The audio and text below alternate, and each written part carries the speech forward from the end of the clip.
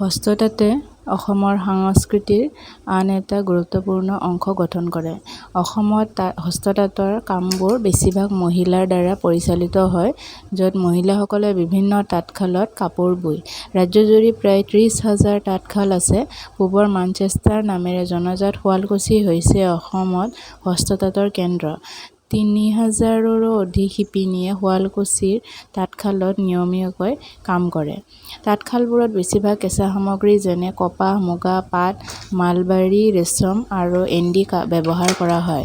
মুগা ৰেচমৰ কাপোৰ আটাইতকৈ বেছি বিচৰা হয় আৰু সেইবোৰৰ বজাৰ কেৱল অসম আৰু ভাৰতত অৱস্থিত নহয়, কিন্তু বিদেশতো তেওঁলোকৰ চাহিদা আছে।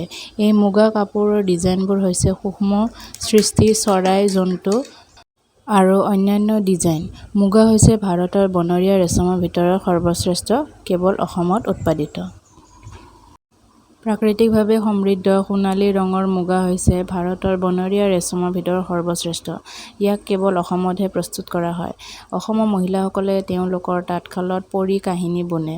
আগৰ সময়ত বিয়াৰ বাবে যোগ্যতাৰ বাবে এজনী যুৱতীৰ প্ৰাথমিক অৰ্হতা বয়ন কৰাৰ দক্ষতা। এইটোৱে সম্ভৱতঃ বৰ্ণনা কৰে যে ভাৰতত অসমত কিয় সৰ্বাধিক হস্ততাঁত আৰু শিপিনী আছে। পৃথিৱীৰ অন্যতম উৎকৃষ্ট শৈল্পিক পৰম্পৰাই তেওঁলোকৰ সুন্দৰভাৱে বোৱা এৰী মুগা আৰু পাট কাপোৰত অভিব্যক্তি বিচাৰি পায়।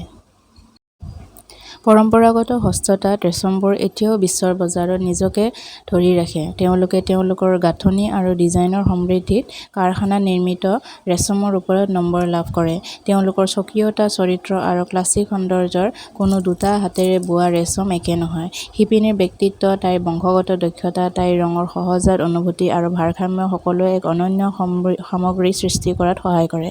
আজি ভাৰতে পশ্চিম ইউৰোপ আৰু আমেৰিকা যুক্তৰাষ্ট্ৰলৈ বিভিন্ন ধৰণৰ ৰেচম ৰপ্তানি কৰে, বিশেষকৈ একচেটিয়া সজ্জা কাপোৰ হিচাপে। বুটিক আৰু ফেশ্বন হাউচ ডিজাইনাৰ আৰু আভ্যন্তৰীণ ডেকোৰেটৰ তেওঁলোকৰ পচন্দৰ ডিজাইন, বয়ন আৰু ৰঙত কাষ্টম বোৱা কাপোৰ পোৱাৰ সুবিধা আছে। এক সেৱা যিয়ে প্ৰতিযোগীসকলৰ দ্বাৰা সহজে নকল নকৰা এক বিশেষ সামগ্ৰী নিশ্চিত কৰে। অসমত বয়ন আৰু কলাত্মক সংবেদনশীলতাৰে ইমানেই পৰিপূৰ্ণ আৰু লোকজীৱনৰ সৈতে ইমানেই ঘনিষ্ঠভাৱে সম্পৰ্কিত যে গান্ধীজীয়ে খাদী আৰু স্বদেশীৰ প্ৰচাৰৰ বাবে তেওঁলোকৰ বিখ্যাত ভ্ৰমণৰ সময়ত ইমানেই আপ্লুত হৈছিল যে তেওঁ মন্তব্য কৰিছিল, অসমীয়া মহিলাসকলে তেওঁলোকৰ কাপোৰত পৰী কাহিনী বুনে। অসমৰ বিদেশী ৰেচম, এৰী, মুগা আৰু পাটৰ দৰে প্ৰায় মূল্যৱান হৈছে কম্বল, গদি আৰু মজিয়াৰ আৱৰণৰ মিৰিজিমৰ দৰে সূক্ষ্ম জনজাতীয় বয়ন। মাজুলী আৰু উত্তৰ-পূব অসমৰ কাৰ্বি আংলং আৰু ডিমা হাছাও জিলাৰ শাল, দক্ষিণ অসমৰ কাছাৰ জিলাৰ বাঁহ আৰু কপাহৰ লাচিংফি কম্বল। বড়ো আৰু ৰাভা মহিলাসকলৰ দক্ষতাও তেওঁলোকৰ স্বকীয় আৰ্হি আৰু ৰঙৰ আঁচনিত স্পষ্ট।